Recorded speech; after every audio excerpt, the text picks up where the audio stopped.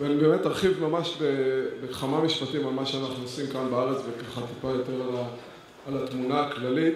ואולי לפני זה אני רק אגיד שהנספחות בוושינגטון גם מהווה את נקודת הקשר לבנק לפיתוח אמריקה הלטינית, IDB, שלא ייוצג כאן היום על הבמה, אבל כן חשוב לי להגיד שאריאל נוברשטרן, תקום רגע בבקשה, אריאל נוברשטרן הוא עובד ישראלי בבנק לפיתוח אמריקה הלטינית, מתמחה בתחום הסייבר, ומי שקצת רוצה להכיר גם את הבנק הזה, מוזמן לדבר איתו, בהפסקת הקפה כמובן. נתחיל ככה עם השקף הזה בקצרה. השבוע הייתי בהופעה של שלישיית מה קשור, הם הופיעו לפני משרד הכלכלה, ודיברו על כל מיני דברים שהמשרד עושה, אז הם הגיעו בסוף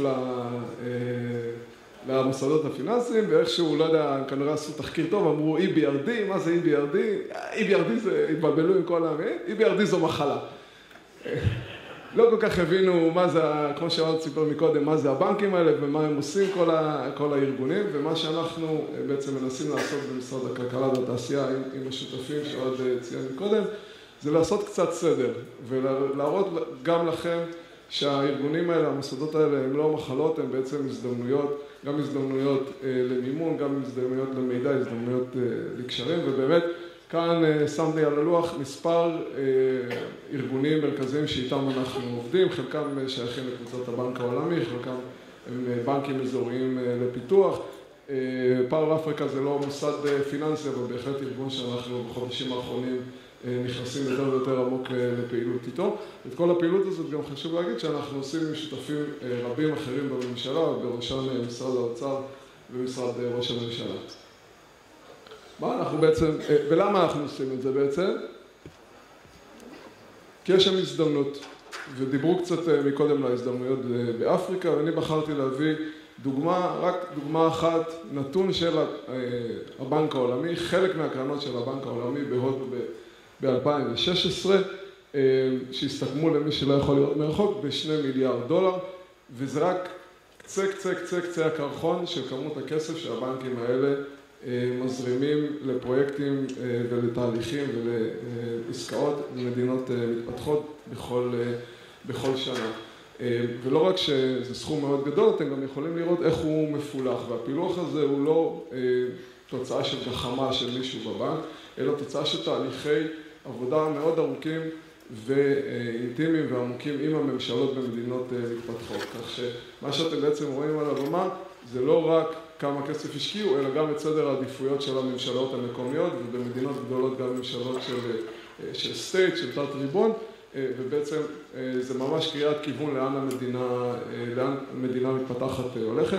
ציינתי פה את המקור בצד ימין למטה, אתר שנקרא Aid Flow, זמין לכולם, אתם יכולים להיכנס כל מדינה שמעניינת אתכם, לקבל פילוח גם לפי מדינה, גם לפי מקור המימון. מה אנחנו בעצם רוצים לעשות, ולמה אנחנו ארגנו את היום הזה? אנחנו רוצים לראות יותר ויותר חברות ישראליות משתתפות במכרזים של גופי מימון בינלאומיים, בין אם כמבצעות ראשיות, בין אם כקבלני משנה, בין אם כיועצים. אני גם אוסיף על השקף הזה ואני אגיד שהאינטראקציה עם המוסדות הפיננסיים וגם קרנות גדולות בפיתוח לא נגמרת רק בביצוע של פרויקטים.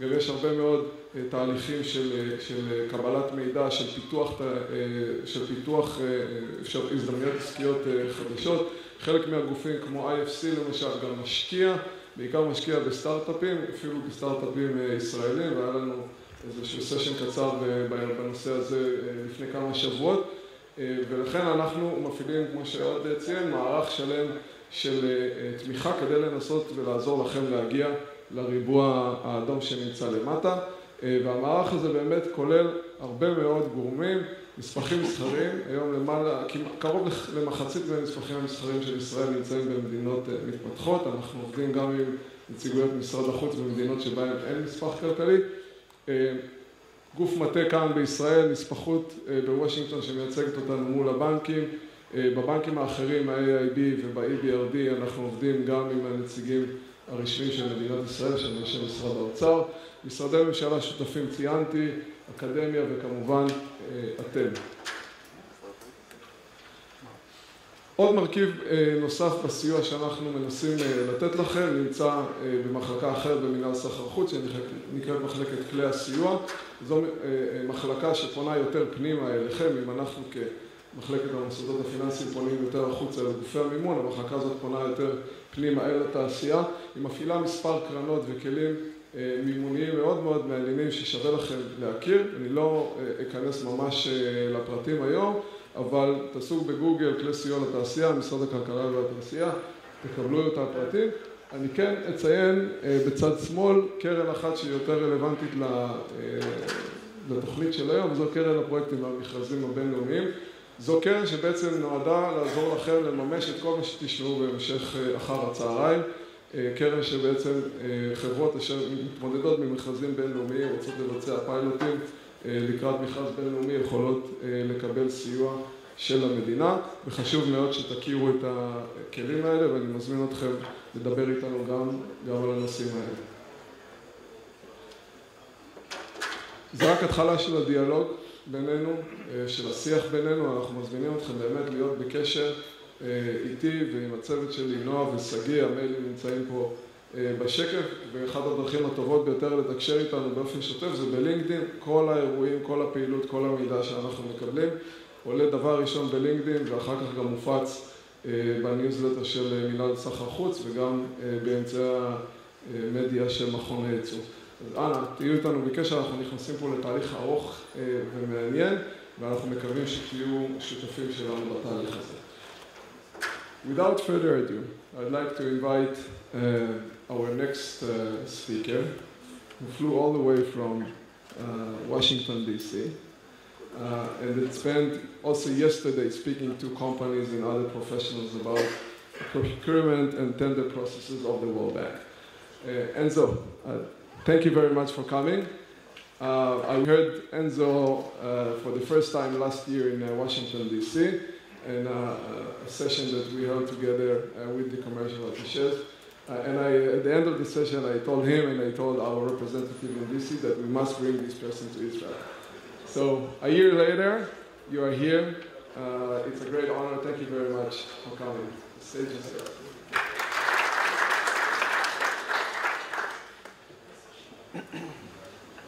Thank you very much. Shalom. Good afternoon, everybody. It's really a great pleasure to be here with you.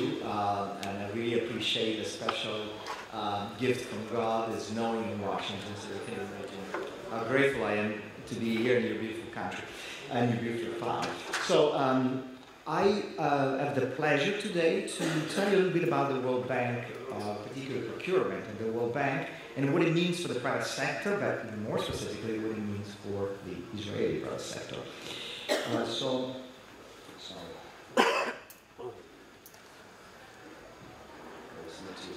So as you know, perfect. Thank you. The World Bank is one of the largest source of financing for developing countries. We're helping the poorest people of the world, but also middle-income countries to grapple with some of their most complex challenges. But we're not only a source of funding, we are also providing significant knowledge, technical assistance, policy advice, and it's really a complete package, right? That makes us very different from any private sector financier. Of course, convening is a big part of it. We really work together with a lot of different partners. Of course, with our friends at the other multilateral development bank, we work very closely, but also with a lot of stakeholders. And one of the reasons why I'm here today is because now, in general at the bank, and also very specifically procurement, we consider the private sector as one of our key partners. Procurement does not deliver results without a partnership with the private sector. I want to start really by that.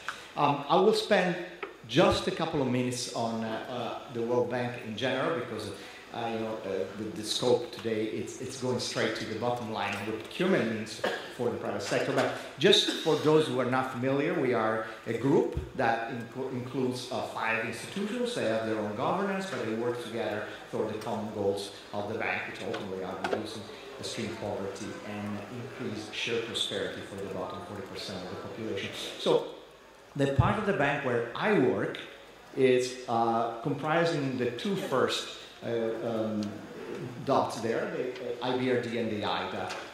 So IBRD really, it's designed to support middle-income countries, including some lower middle income that are credit-worthy, because a lot of poor people are still there, and because they're also important partner as well as shareholders and recipients. And IDA, International Development Association, it's the part of the bank that lends to the poorest countries. So this is really concessional financing, zero interest rate, longer terms, and these are countries that are very fragile, that are very low capacity, but they're also very important for the private sector. Why are they so important? Well, first of all, we had a historic replenishment of IDA, which is really financed largely or mostly from contribution from the member countries. And this really means that we are going to put a lot of money in these countries. And Africa, of course, is going to be the lion's share. There's going to be a really large amount of money that is going over the next 3 years. A lot of loans in countries that are weak. But weak means that generally it's a risky environment. Because of that, the bank actually will place a lot more focus on supporting them and creating an enabling environment. And I'll tell you some of what we're doing. We're doing a lot of things to ensure that private sector, good companies like Israeli companies feel comfortable coming there because the bank is there every step of the way. In these countries, first of all, we review every single large contract.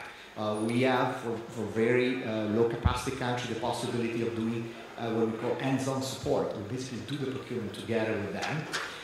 In these countries, we have included now a mandatory requirement for direct payment to the private sector. I mean, there's a lot of different things that we're doing there to ensure that, yes, there are risky environments, but it's good to, if you're interested in working internationally, if you're interested in working in difficult countries, there's no better environment than that provided by a multilateral development bank, and in my case, certainly the World Bank, because we are focused very much on those. The other two but particularly to IFC and MIGA, focus on the private sector. So they do mirror what we do. Of course, we provide financing and technical assistance to institutions. So we strengthen institutions and create an enabling environment for investment in the private sector. And IFC and MIGA really focus on the private sector. They also provide financing and technical assistance. They structure deals that attract other investors. They de-risk projects. They help structure PPPs. And so they focus on the private sector, but doing similar thing to what we do. Together, we always look at ways to ensure that we support different sectors by attracting private capital, by ensuring that the right expertise are available, and ultimately that the development results are delivered to the government, particularly to the population. ICSIS is of course, the Center for Settlement of Investment Disputes, a very complex international investment disputes are decided. This is just very quickly, we lend to almost every sector of the economy. We don't lend for defense or nuclear, but pretty much every aspect of the economy we have in different countries, different focuses. Of course, we try not to overlap with the other financiers, but we do cover almost every aspect of the economy. Very quickly, this is where the geographic distribution of the commitments for this last year are. This speaks for itself. I'm not going to spend too much time. And I'll jump a little bit more to procurement. So in this context, procurement plays a very important role. Some institutional role, because really procurement supports directly almost all the goals of the bank. But specifically, it's a tool to ensure that the money that we lend, which goes in the investment projects for the large majority to contracts, right? It's used in the most efficient and effective economic way and produces value for money. How do you produce value for money?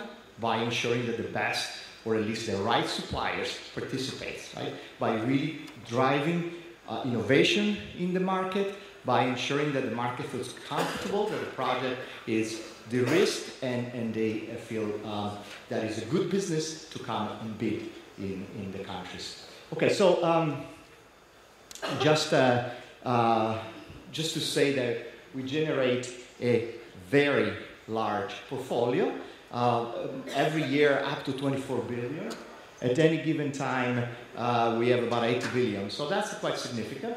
Now, we finance, just like the bank investment project, contracts in almost every sector. The lion's share you'll find in infrastructure, right? 70% is infrastructure. Transport, those big roads, also ports and airports, but mostly roads, lots of trains also. Very, very large portfolio there. Very important portfolio because you have a variety of important contracts there. Not only the big construction projects, where I know Israeli firms are strong, but also a lot of very complex consulting services, because every construction contract, large construction contract, requires an engineer. An engineer is an engineering firm, which under the FIDIC model of contract that we use, has a major role in ensuring enforcement of very critical contractual obligation. And these are becoming more and more complex, which means that strong firms, good firms, firms that are used to certain standards, have a comparative advantage. That's why I'm telling this confidently to you, because I know that the sector in Israel is strong. And we're talking about not only technical aspects, we're talking about environmental, social, health, safety requirements, issues that have to do with gender-based violence. So managing a complex set of risks that requires expertise, require being used to working in an environment with high standards, and of course require very strong management capacity. And that's why I'm saying both consulting firm and construction firm are strong here. Energy, of course, and water, they also have infrastructure. That doesn't mean that we don't finance other things. We finance a lot of contracts in health, education, agriculture. Agriculture is very strong, of course, in Israel. They are smaller contracts just because of the nature of the contract, but they're still very important. And there we have goods, works, and services as well. This I just wanted to say that we don't only provide financing, just like everything else in the bank. We also work on reforms, policy advice.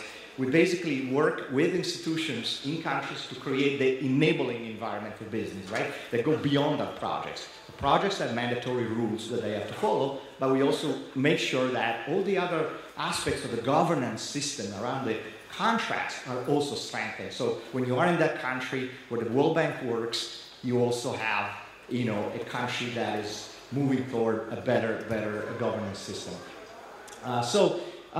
I think it's important to start by explaining this, because if you're not familiar with the bank, you may think that we do the procurement, the contracting. We don't. So it's very important to say that is the country that is the recipient of the loan, owns the loan, that's to be repaid, and does all the procurement. But the bank, as I said, is with the country and with you every step of the way. That means that we, for large contract, the type of contract where you'll be interested, we review every step. The borrower has to follow our policies, use our standard documents, follow our regulations. There are mandatory regulations for the borrower, including the loan agreement. And we review every step and provide no objection, which means that if the rules are not followed, if the contractors are not treated fairly, if there are any issues that that are distorting the process, we do not finance that contract, right? We stop and we ensure that. So that is really an environment that you only find in the multilateral financial banks. We also provide this extra assistance to the very low capacity country, as I mentioned. That's very important because it's something that we've never done before, and we just started doing under the new policy, which is approved in 2016, July 2016. It was approved before, but it was declared effective on 2016. So you will find now in these difficult countries the bank working side to side and ensuring that this is done correctly. So I think I already gave you a sense why it's important to be for bank. What is a good business? And by the way, we're coming out with a guide that actually explains how to sell in bank project. We'll go step by step on what you need to do. But first of all, large market, you will find now in the new procurement environment that we're creating with our new policy, processes that really drive innovation in the market, which means that it's no longer the old paradigm. You may be used to the old story about the bank just financing contracts that go to the lowest bidder, right? So contractors don't have capacity, they come and lowball everybody.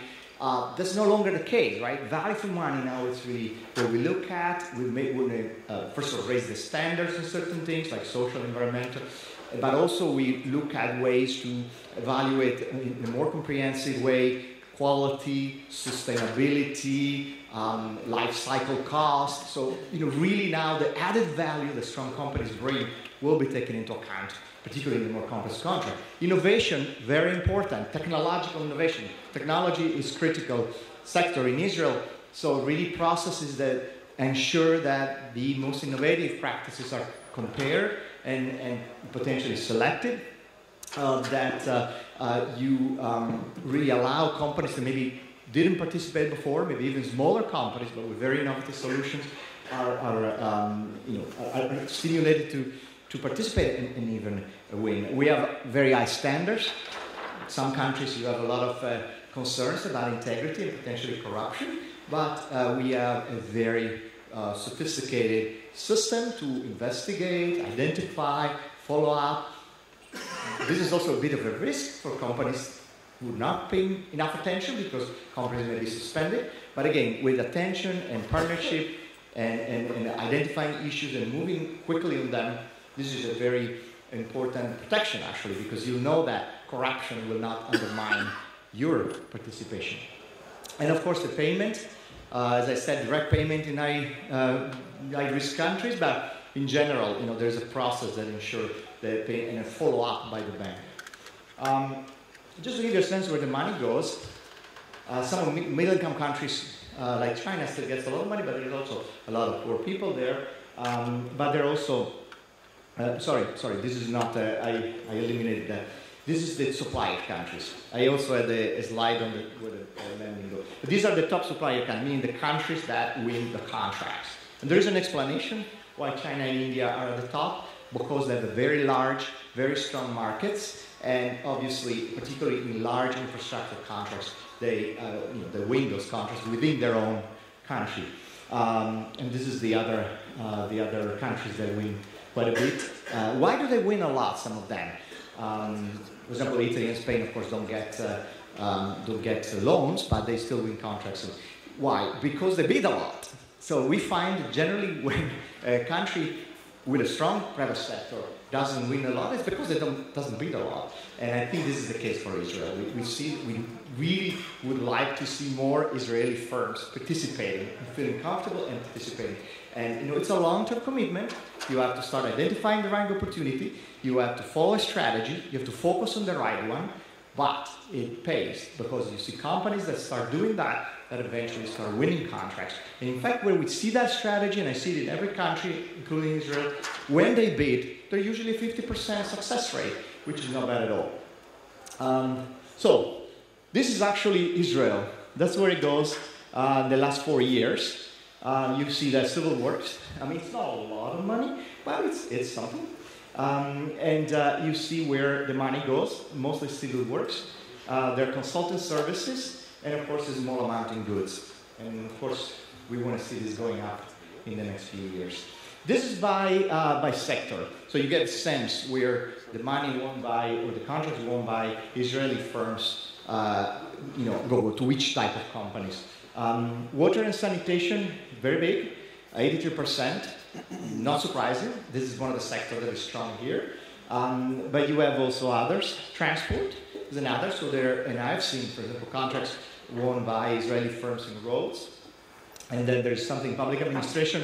I don't get the granularity, but I'm convinced that is mostly ICT, public administration project that have large back office systems, ICT system, and technology is the other strong sector here, one of the various. So these are the top 10 countries where the Israeli firms are winning. So these are the loan given to countries that award contracts to Israeli firms. And you can see the lion's share is Russian Federation, 74% is there, and then you have about 14% in Africa and about 6% in South Asia.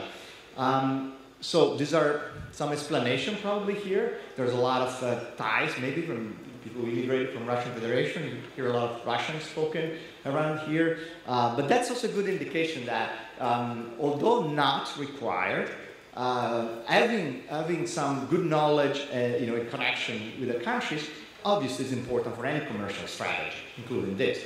I want to make sure to explain that it's not like you have to have that experience. Sometimes I hear, well, if you don't have experience in developing countries, we're not going to win. That's not true. What you have to have is experience in the particular, sector, in the particular, results that are required under the contract, but not necessarily. Although, the more experience you have, that's why it's a bit of a long-term commitment, the more contact, the more local partners, that's particularly true for consultants, the more obviously you become familiar, you understand the environment, you understand the local laws that also play a role, and then you become more successful. But this is where they go. These are the firms that get next contracts. You get a sense, and some of them very well known.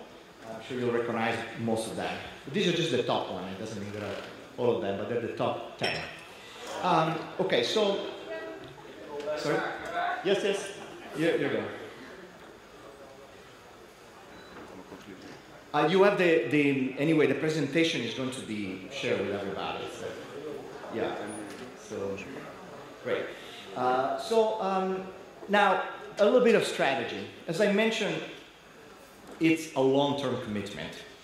I wouldn't suggest to go and cast a wide net and bid everywhere.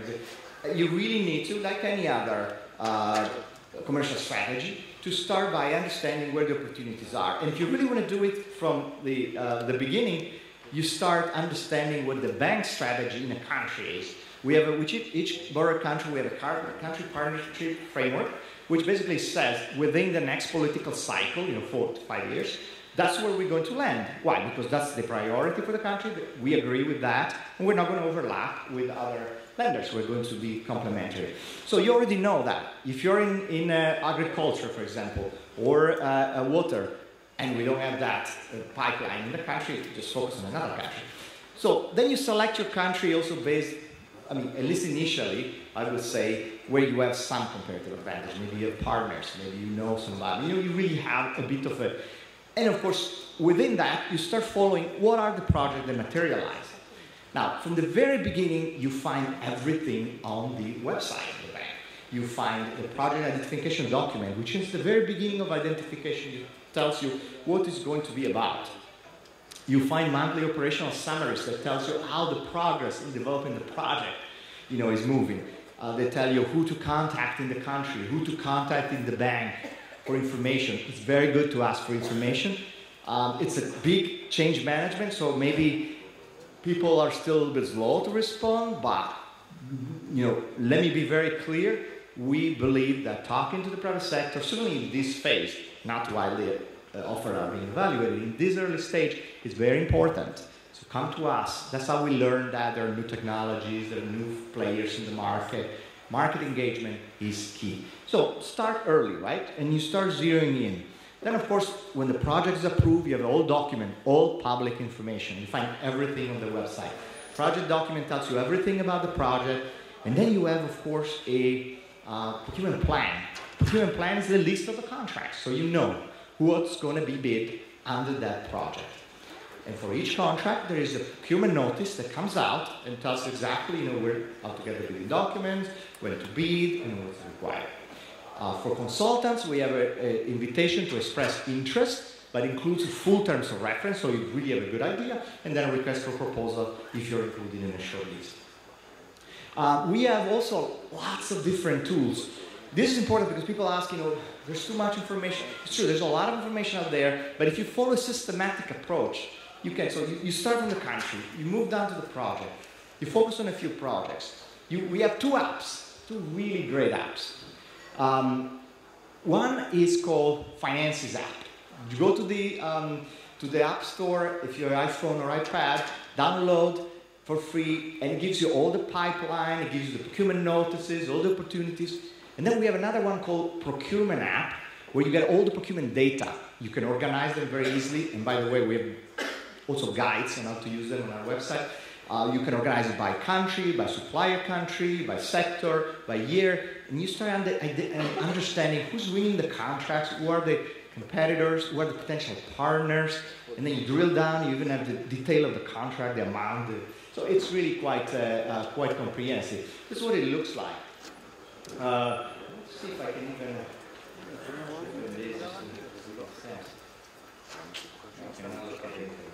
Okay, anyway, the point is that you go on the bank website, project procurement, and you find all the different information, the contract opportunities. Here, for example, you have 28 procurement notices that match certain criteria because there's a way to look for the sector, the type of information. Again, this is don't need to read this, but just to exemplify how you find the information on there. This is just a finances app, very simple. The procurement app, you get all kind of screenshots like that. You can produce your own data. Very quickly, I wanted to go through some of the sectors that are particularly strong in Israel. Obviously, ICT is very, very strong. Connectivity is a key thing. And ensuring that many countries that are still beyond broadband are broadband. There's a lot of different complex platforms, as I mentioned, and they have a very high failure rate in the past, again, because we have this sort of one-size-fits-all approach. Now that we really want to tailor to the market more, I hope we'll have better success because we'll have processes that are more conducive to more competition. These are just, this is for you to look later on the countries where you can see the different level of, same, this is ICT. Agriculture, of course, agriculture, you have all kinds of things, food security, agribusiness, very important, and generally, livelihood, it's all part of a big strategy to really support, also human capital. And so anyway, you have a lot of projects in agriculture, and this gives you a little bit of priority. You can see it goes up in the current year. The last year, of course, is not completed, 2018, but it's obviously a portfolio that is growing. So it is, good opportunities coming. There are some examples of projects here that just give you a sense, the flavor where you can find this project. But the important point is it's a growing portfolio. Water, same.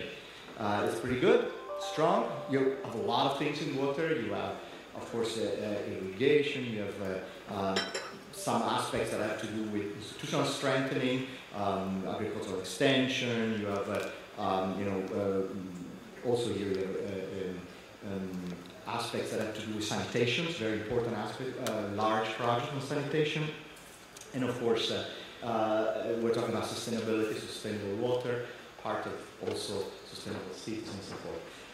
This is the geographic, that's where you find the distribution of water projects. Okay, so that's pretty much what the type of opportunities are there. But how does procurement work? I think I need to start by telling you, if you ever heard before how procurement was at the bank, it's a very different story now. We really like to call it new paradigm, or we call it the once in a generation reform in the bank, because we essentially moved from a one-size-fits-all, meaning we were working the same in China and in a small country in the Pacific, or looking at the markets pretty much the same way, to a fit-for-purpose where we really tailor procurement strategy to that environment, which means the country, the capacity, the institution, but also means the market. And that's where this engagement comes, because it doesn't happen without the engagement. Without talking, without hearing from you what works and doesn't work.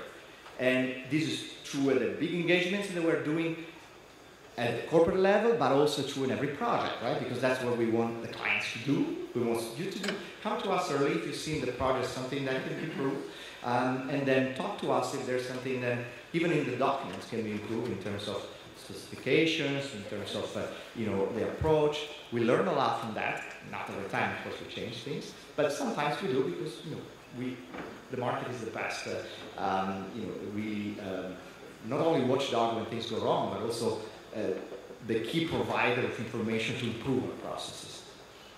So that's essentially what has changed. But of course, there are a lot of moving parts, a lot of things that we changed to make that happen.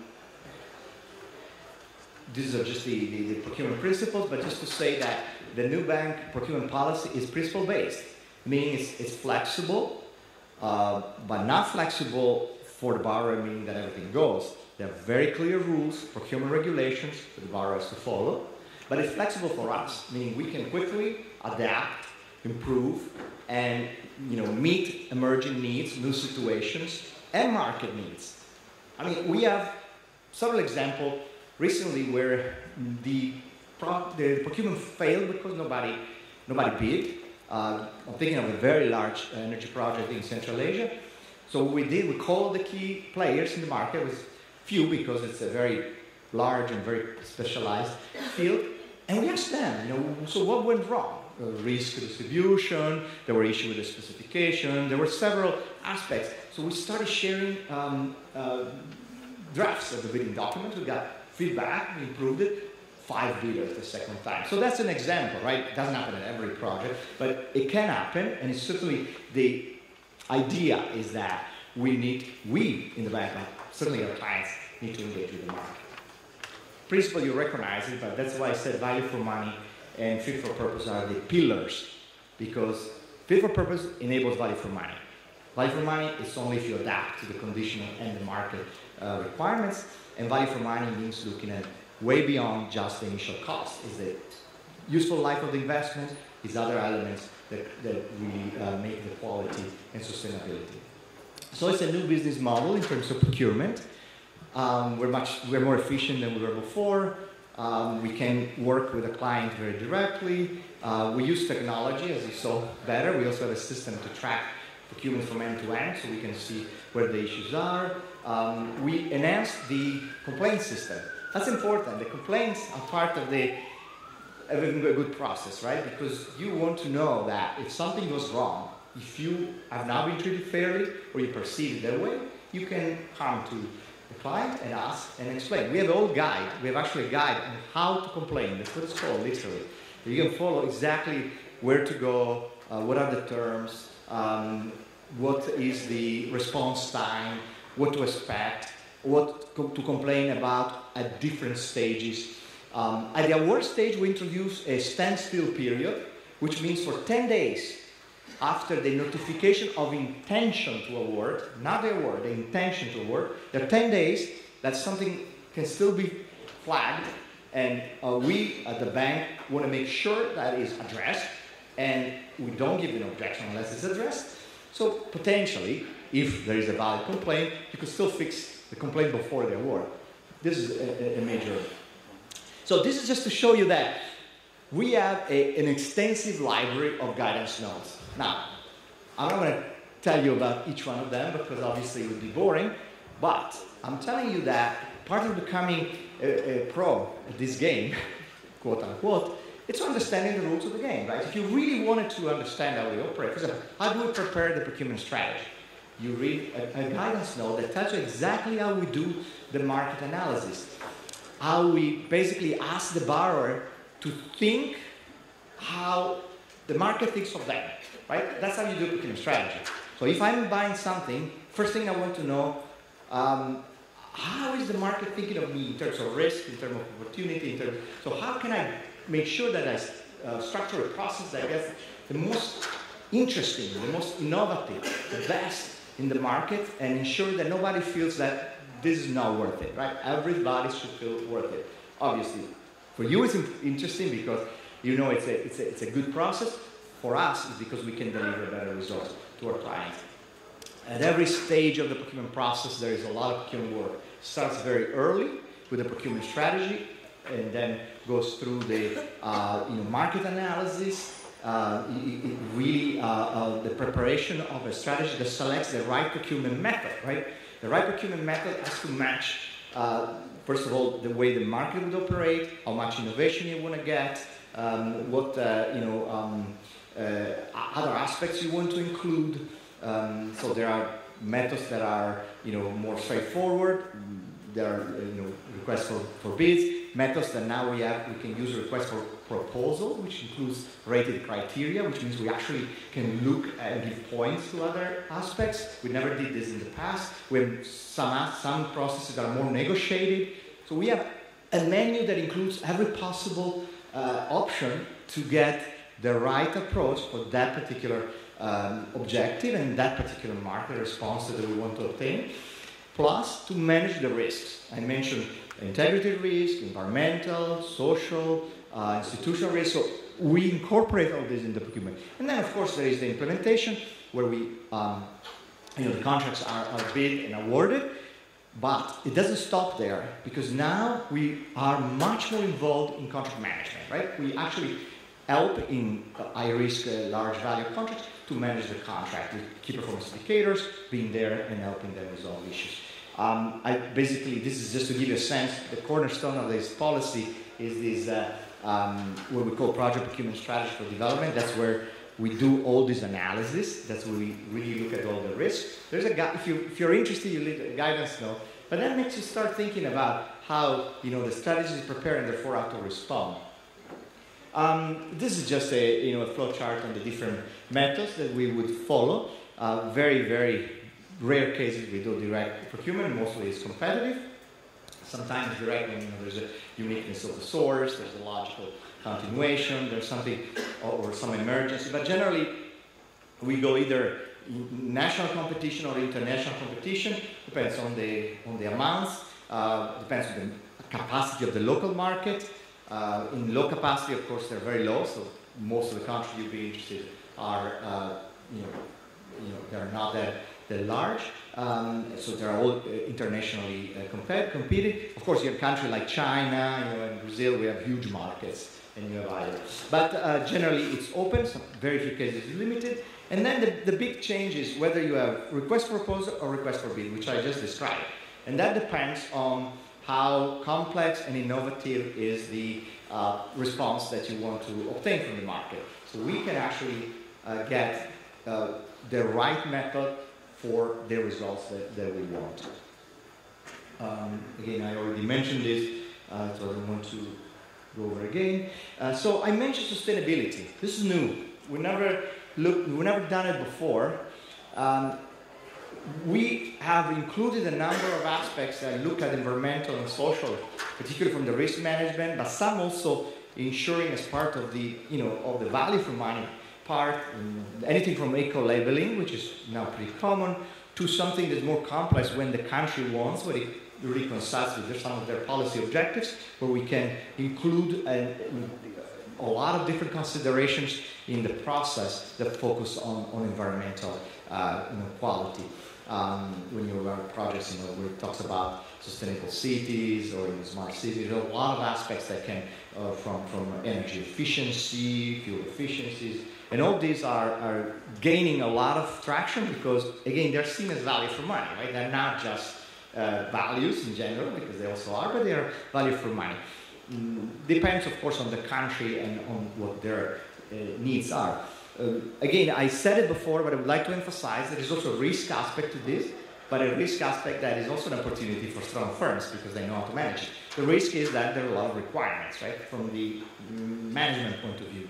For example, on the bidding document for large works, we have requirements to have code of conduct for the personnel of the contractor that they have to sign, where it says very clearly that there are certain aspects of gender-based violence, sexual harassment, there are all kind of things that behaviors that are prohibited, that have to be monitored, but it certainly lead to actions that dismissal of the staff. So there are responsibilities, but again, there are standards that the good contractors generally have, so it sort of gives them a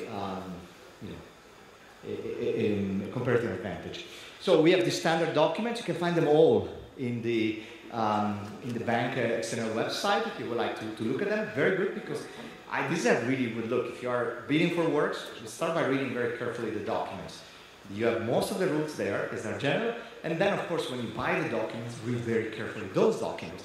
You know, there are so many bids that are rejected for very silly reasons. That could be good bids, but sometimes there's mistakes. So, you know, even though these may get boring and technical, that's one of the key to winning, right? To be really careful about what you're doing.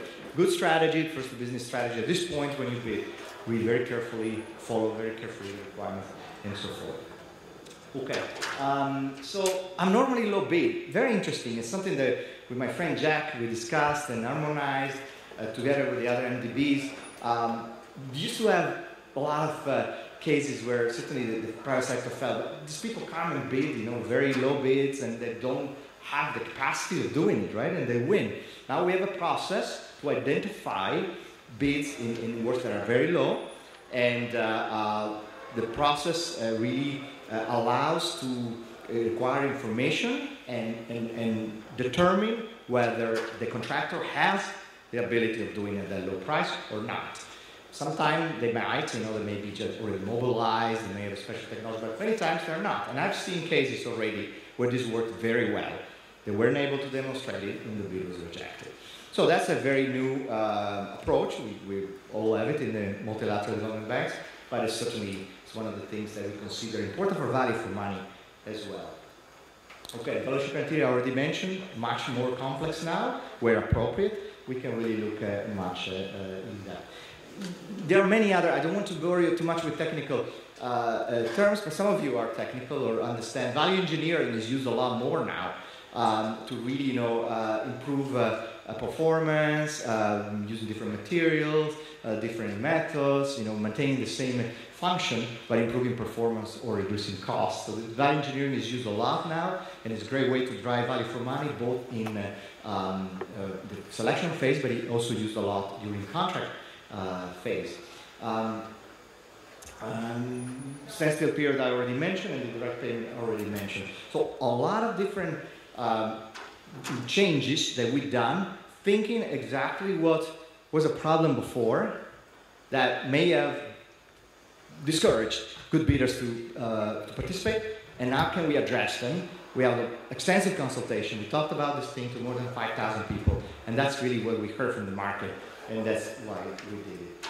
This is just to exemplify how the standstill period works, and just for you, when you look at the presentation, to see the terms and the dates. Okay, so how do you prepare a successful proposal? Look, I mean, it starts with really carefully, but in some cases, not all. Like if you have straightforward, forward request for bids, in most cases you don't need to go. But when you have a request for a proposal, they're complex. For consultants, certainly very important. For sometimes complex request for proposal, even for works and goods, very good to visit the country to understand. And for consultants, it's really important because understanding what are the real issues there, what is between the line and the terms of reference, understanding what the client really needs, what he's trying to achieve and address, it gives you those points that make your methodology successful. In consultants, you have like 45 points, 50 points in time for methodology, and that makes a difference. Of course, you have to have the right personnel. That is true for consultants. That's most of the point, but it's also true in terms of works, because you have to have the right engineer. Now we require also other specialties like social and environmental, so you really have to have the right staff. Joint ventures are very important. Sometimes firms don't have all the capacity. Joint ventures, particularly for smaller firms, are key to winning the contract. Certainly in consultants. In consultants, often consulting firms are small, and the key is associating joint venture, where the proposal becomes much stronger, gets in the short list, and they win. But many times, also very important, we have lots of joint venture, maybe with local partners or international partners, to get complementary skills and be successful for the particular contract. And that's why it's very important to understand who are the other competitors. That's why we have all this technology to identify who bid where. So you actually can see somebody bid and won many contracts in that country, in that sector. That's a good person or a good company to approach, right? Somebody who never went there, no. So this is really a bit the thinking process that you go through when you prepare a proposal. Now, as I mentioned before, you have to be careful. At this point, it becomes more formal, right? You have to ask for clarification, but any, for example, a condition that you put, like if say I will bid, but my bid is conditioned to something, may lead to rejection. Be very careful not to do that. In consulting services, it's also very important to understand the number of obligations, but it's also important in the other type of work, in works and goods. Tax obligation, for example. They are written in the documents, and they're very straightforward for goods and works. For consultants are there, but sometimes there are confusion, so get all the clarification you need, right? Get it before the contract. For consultants, get it before you negotiate the contract. Make sure you prepare for negotiation to ensure that everything is clear. Get minutes of negotiation at the end. So clarity on the requirements under the local law is very important too. When you have a major contract, when you go to a country, although you use the bank contract, is still interpreted according to the local law. So there are issues that have to do with immigration, if you bring staff, there are taxation issues, there are customs, there are all kind of different liability, some labor requirements. So prepare well, right? You prepare well, you prepare the right proposal, but also you don't have surprises during the contract. So these are just tips. Just to close, we also have corporate procurement. So to give you a sense of the dimensions, corporate procurement is what we buy for the bank. I mean, when we procure goods like equipment, IT certainly, or build a country office or get consultants, it's about $1.7 billion a year versus 24 billion for operational procurement. Operational is what the borrower does under the loans. Corporate is what we buy for us, just us. Still worth it because you can get sort of your foot in the door in the sense of understanding how the bank works, maybe get some knowledge of really the inner working of the bank by being a consultant. Keep it in mind that you have a conflict of interest in the same project, but you may be for other projects for the under the operations. These are both individual consultants. Lots of opportunities in preparation, for example, studies that we do, feasibility studies, impact assessment and so forth, but also sometimes in other cases we have bank executed trust funds where the bank actually does all the procurement, so we have larger opportunities. So this is just to give you a sense what we've procured. These are, of course, less of a range than what we do under operations, because these things that we need for our own functioning. Consulting services is kind of interesting because you have to have, you have to register. Well, as a vendor, you always have to register, but in consulting services, firms have to register in a system called eConsult 2, where you create a profile. So I would encourage you to do that. You create a profile early. Then you're there. There are a number of things that you need to do to register as a vendor. There's some financial information, but you're ready. So you see the opportunity, you bid, and then you are ready to at least really understand how the bank works, because you sort of become part of the team, and that kind of gives you a window on the larger operation of the bank. So I think that's pretty much all I wanted to say. I hope I stay within time.